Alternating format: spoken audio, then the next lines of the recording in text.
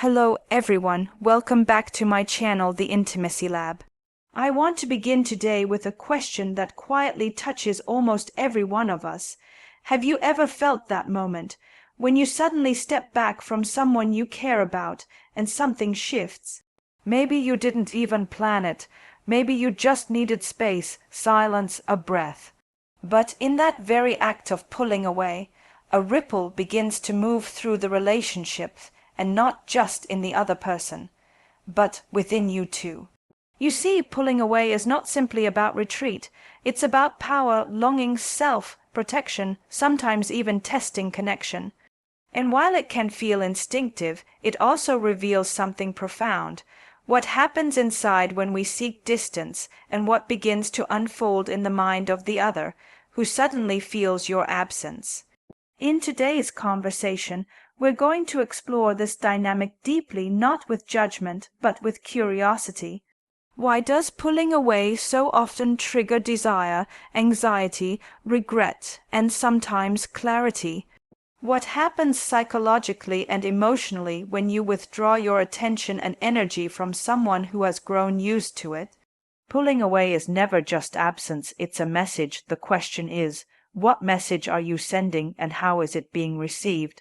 Let's begin. I want to begin today with a question that quietly touches almost every one of us. Have you ever felt that moment when you suddenly step back from someone you care about and something shifts? Maybe you didn't even plan it. Maybe you just needed space, silence, a breath. But in that very act of pulling away, a ripple begins to move through the relationship, and not just in the other person, but within you too. You see, pulling away is not simply about retreat. It's about power, longing, self-protection, sometimes even testing connection. And while it can feel instinctive, it also reveals something profound. What happens inside when we seek distance, and what begins to unfold in the mind of the other, who suddenly feels your absence. Pulling away is never just absence, it's a message. The question is, what message are you sending and how is it being received? So imagine this for a moment. You're in a relationship, maybe not even defined by a label, but filled with text messages, playful moments, plans, laughter, quiet understanding. And then something changes. Perhaps you felt taken for granted, or you sensed their energy slipping away, or maybe life just overwhelmed you and you couldn't keep pouring from an empty cup. So you stop replying as quickly, you cancel a date without rescheduling, you become quieter, more distant, less available. You suddenly pull away, and at first they may not notice. They might think you're busy, tired, distracted. But slowly they feel it. Your absence becomes louder than your presence. Your silence starts to echo inside their mind, and they begin to wonder, what's going on? Did I do something wrong? Are they losing interest? You see, when you pull away, you create a space, and that space becomes fertile ground for all kinds of emotions to grow. Insecurity, desire, doubt, longing. And here's what's fascinating about human nature. We tend to crave what is moving away from us. Distance often awakens desire in ways that proximity never could, and this isn't just about romance, it's about attachment. When you suddenly become less available, you disrupt the attachment pattern that may have settled into a comfortable rhythm. They felt secure when they could expect your attention, your affection, your responsiveness, but when you step back, uncertainty takes its place. And uncertainty is deeply provocative. For some, it triggers anxiety, fear of loss, and desperation to reconnect. For others, it might trigger their own withdrawal, a kind of defensive pulling away in response to yours. But let's talk about you too. When you pull away, what's happening inside you? Often, pulling away is an act of self-preservation. It's when we feel like we've been giving too much without enough reciprocity, when we sense that our emotional needs are not being met, or when we simply need to reclaim space to breathe. And yet, there's often a tension in this act, a push and pull inside ourselves, because while we want distance, Part of us also hopes the other person will notice, will chase, will reach back. We may withdraw outwardly, but stay deeply invested emotionally. This dynamic is incredibly common and incredibly human. And sometimes pulling away is about testing. Will they fight for me? Will they miss me? Will my absence matter enough for them to step forward? It becomes a quiet question we ask through our silence. At other times, it's not about testing, but about boundary setting. Pulling away can be a way of honoring your own limits when closeness has begun to feel suffocating, when you feel your identity blurring into theirs, when you realize you've become reactive rather than present. The key is awareness. Are you pulling away to punish, to protect, to provoke, or simply because you no longer feel safe, understood, or seen? These motivations matter, not only for your own clarity, but because they shape how your absence will be interpreted. When a man pulls away suddenly, it can leave a woman feeling destabilized, especially if she has grown used to the comfort of your attention. But what you may not realize is that pulling away can, paradoxically, increase your value in her eyes, not because playing games is wise, but because the contrast between presence and absence is emotionally potent. She feels the vacuum left behind. She senses the weight of your withdrawal. At the same time, pulling away can backfire if done unconsciously or manipulatively. If your withdrawal becomes a cycle, pulling away, drawing closer, pulling away again, you create emotional whiplash that can breed distrust and resentment. Relationships need steadiness as much as they need passion. But let's look at another layer here. Sometimes when you pull away, you begin to see things more clearly. Distance creates perspective. You may notice how much energy you were giving and whether that energy was being reciprocated. You may become more aware of your own unmet needs, your desires, your boundaries. This is why pulling away, done consciously, can be an act of self-care, a way to recalibrate and come back to yourself before re-engaging. And yet pulling away also stirs up their curiosity, their insecurity, even their attraction. In modern dating especially, this dynamic is heightened because availability and attention have become commodities. When you're always accessible, always texting back instantly, always showing up when they call, your attention can be taken for granted. But when you pull back, your attention regains value. This is where it becomes important to be intentional. If you are pulling away simply to manipulate emotions, it's a game you might win in the short term, but lose in the long run. But if you pull away to reconnect with yourself, to honor your own space, to reflect on what you want, then your distance becomes meaningful. Imagine you're dating someone, and after weeks of excitement, you sense they're pulling back emotionally. Instead of clinging tighter, you quietly retreat. You stop chasing. You give them space, and in that pause, they begin to feel your absence. They begin to notice what it feels like not to have your energy, your warmth, your playful texts, and suddenly they move closer again. This dance between closeness and distance is part of all relationships. It's a negotiation of space, desire, independence, and intimacy. What's important is not to fear it, but to understand it. When you suddenly pull away, you are changing the emotional landscape between you and the other person. And the most self-aware individuals recognize that how they pull away, and why, matters deeply. So, as we continue this conversation, I want you to reflect. What are the reasons you have pulled away in your relationships? Was it self-protection, punishment, confusion, a need for clarity, or something else? And how did the other person respond to your absence? Did they grow more distant too, or did they step forward to close the gap? Pulling away is not inherently wrong. In fact, it's sometimes necessary, but it's important to do it with emotional honesty, both with yourself and with the other person.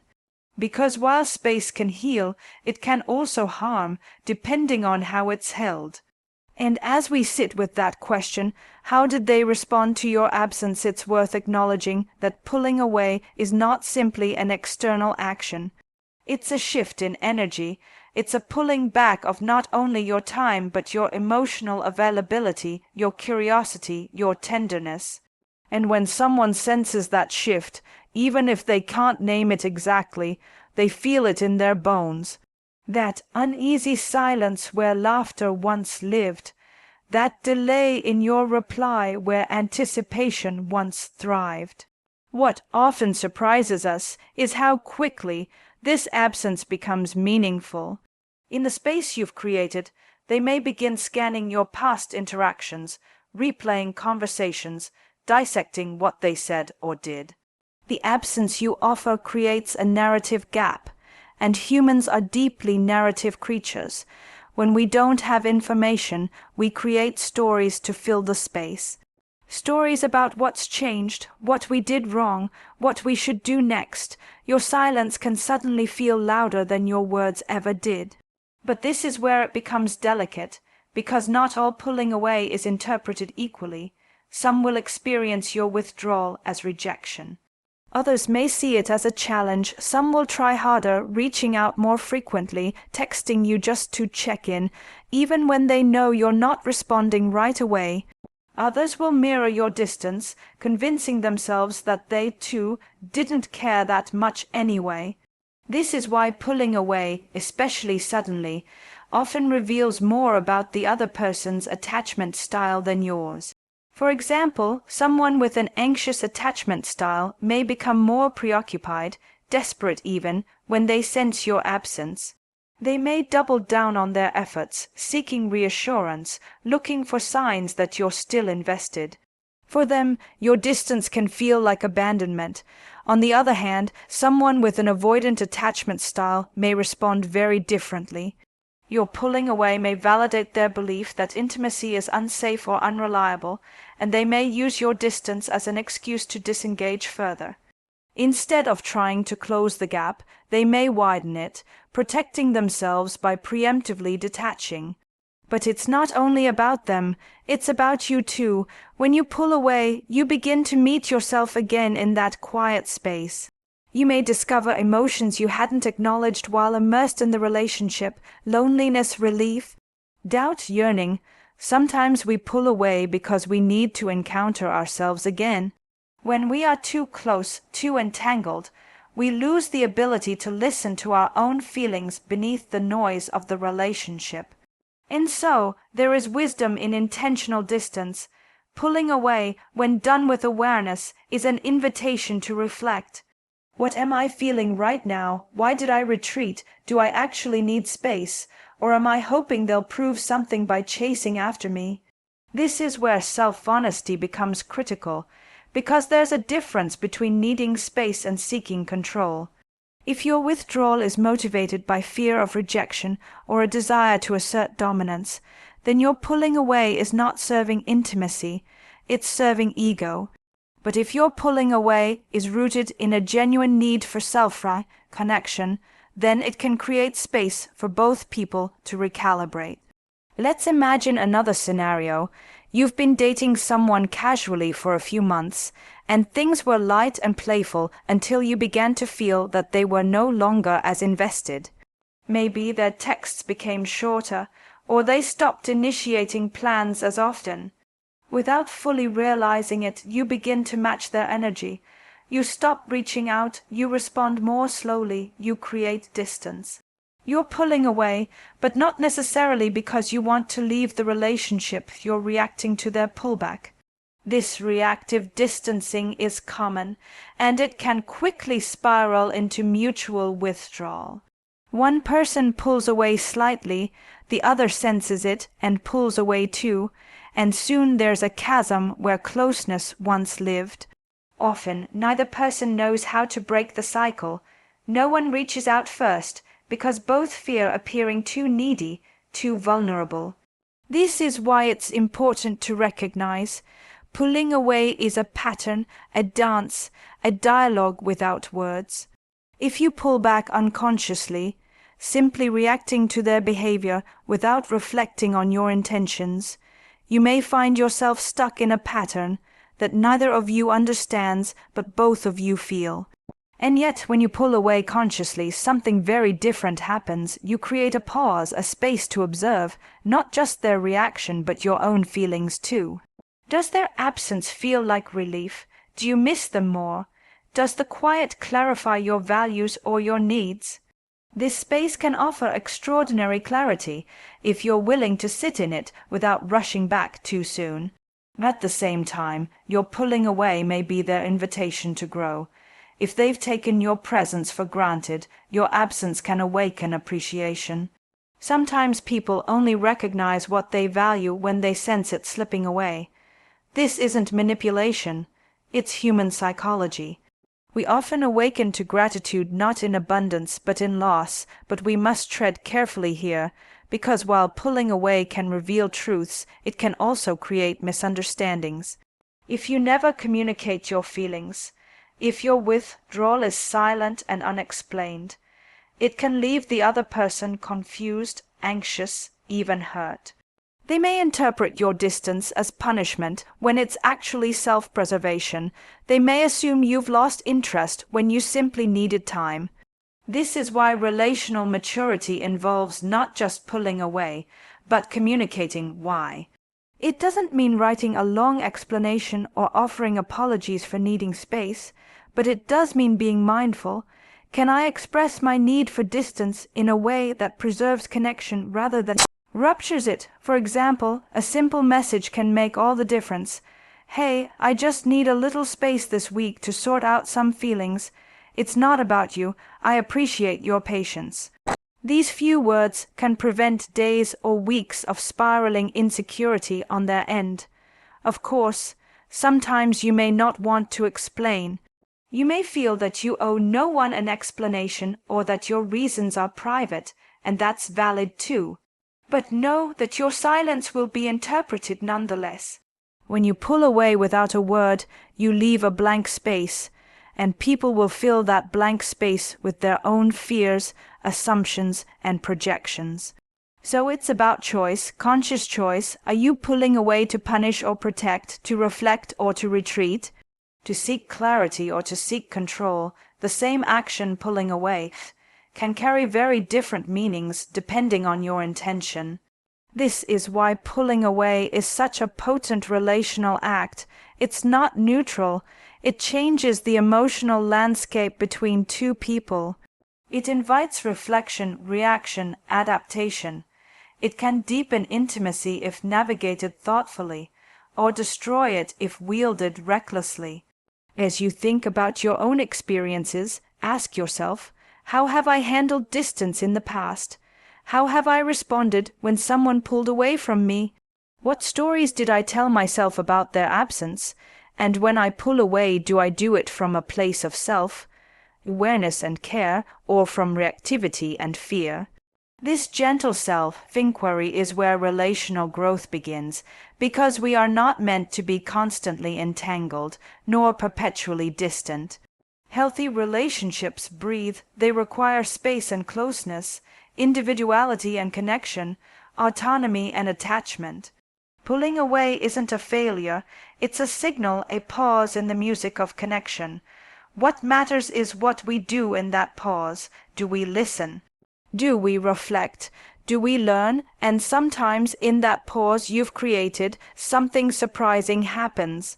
As you sit quietly with your own feelings, you begin to realize that your pulling away isn't just about them. It's about you. You notice how much of your self-worth may have been tied to their validation, how much your mood was hinging on their attention, their affection, their replies. And suddenly, this act of stepping back begins to reveal not just the dynamics between you and this person, but the dynamics between you and yourself. It's easy to think that pulling away is only a relational act, but so often it is deeply personal. It's an inner reckoning. Sometimes the silence we offer others is really a silence we need for ourselves, a time to hear the quieter voice inside that got drowned out in the noise of emotional exchange. In pulling away from them, you come closer to parts of yourself you might have neglected. Maybe you've been overextending people, pleasing, bending yourself to be what they want, or trying so hard to win their affection that you lost sight of what you actually desire. And when you step back, the air clears a little, you start to breathe again. You recognize your patterns, the need for approval, the discomfort with sitting in uncertainty, the compulsion to fix things immediately just to soothe your own anxiety. This is why pulling away can be not only powerful but essential. It's a return to equilibrium, to autonomy, and when done with grace, it can strengthen a relationship rather than harm it. Because when you come back from that space, if you choose to come back, you come back clearer, more centered, more honest about what you want and what you can offer. But here's the thing, pulling away is rarely symmetrical. While you're using this space to reflect, to recalibrate, they may be moving through a very different emotional landscape. Your silence may awaken their fears of abandonment, your absence may feel like punishment, or your distance may invite them to reflect on their own investment. How much do they really care? How willing are they to close the gap you've created? This can be the most revealing part. Because how someone responds to your pulling away says so much about their own emotional readiness, their attachment patterns, their capacity for intimacy. Some people will move towards you with curiosity and care. They will want to understand what's going on inside you, why you've withdrawn, and how they can meet you where you are. Others will withdraw themselves, afraid of appearing needy or vulnerable, protecting their ego even if it means losing the connection. There's also a paradox here worth exploring. In many romantic dynamics, especially in early dating, pulling away can paradoxically increase attraction. When you suddenly step back, your absence can create a vacuum, and in that vacuum desire can grow. This isn't about manipulation, but about the way desire works. Desire often thrives in the space between. When you're always available, always responsive, always there, there's no room for longing to take root. But when you pull away, you create a sense of scarcity, of mystery, of curiosity. This is why your pulling away often draws them closer. But it's important to ask yourself, do I want them to come closer just because I pulled back, or because they genuinely value me? If their renewed interest is only sparked by your absence, what happens when you return? Does their effort fade again once they feel secure? And this is where self-respect and discernment come into play. Pulling away should never be a game or a strategy to provoke someone into action. If you're pulling away just to trigger desire or to make them chase, you may succeed temporarily, but the underlying insecurity in the relationship remains unresolved. What matters isn't just that they come back, but why they come back and how they show up when they do. At the same time, there's something deeply human about this push-pull dynamic. We're drawn to what feels just out of reach. We value what we might lose. We pay attention when something we took for granted begins to slip away. That's why pulling away is so potent. It breaks the rhythm, it interrupts the pattern, it forces attention. It says, something is different now, will you notice? But for this to serve you and serve the relationship, it must come from a place of authenticity. The most powerful pulling away is not a performance but a pause rooted in truth. It's saying, through action rather than words, I need to come home to myself before I can truly show up for you. That kind of distance invites respect rather than confusion, curiosity rather than resentment. Imagine, for a moment, being with someone who, instead of clinging or demanding explanations every time you withdraw, says, take the space you need. I'm here when you're ready. Imagine how safe that would feel, how refreshing, how rare, and then ask yourself, can I offer the same kind of grace to others? Can I trust them enough to allow their distance without immediately interpreting it as rejection? Because just as your pulling away reveals their patterns, Their response reveals your capacity for patience, trust, and self-regulation. When you pull away and they don't rush to close the gap, can you sit with your own discomfort without rushing back prematurely? Can you honor your original intention for space, rather than abandoning yourself just to restore closeness? And sometimes pulling away reveals what we didn't want to see. It may show you that the other person was never really invested, that your presence was convenient but not essential to them, and while that realization can hurt, it's also a gift, because it frees you from the illusion that proximity alone creates intimacy. It reminds you that a relationship built on genuine connection will survive, and even thrive, through periods of space and distance. So, as you reflect on your own patterns of pulling away, remember this: distance is not the opposite of intimacy. Sometimes it is the very condition that allows intimacy to deepen. It's in that pause, that space, that absence, that both people get the chance to ask themselves, do I really want this? Am I ready for this? What do I need in order to come back more fully, more honestly, more lovingly? Pulling away is not the end of connection. It can be the beginning of a deeper one if we use it well. And using it well means knowing yourself, honoring your needs, and communicating with care and clarity. As we sit in this reflection together, I want to leave you with a thought that often goes unspoken. Pulling away is sometimes the most courageous thing we can do in a relationship. It takes strength to step back when every instinct tells you to lean in. It takes courage to tolerate the discomfort of silence, the uncertainty of absence, the vulnerability of waiting to see what the other person will do. But it is in that space that truth emerges, not just about them, but about you. And so, as you allow that truth to emerge, you begin to realize that pulling away, when done consciously, can be the most intimate act you offer, not just for yourself, but for the relationship itself. Because it says, I respect this connection enough to stop performing. I want to show up honestly, not compulsively.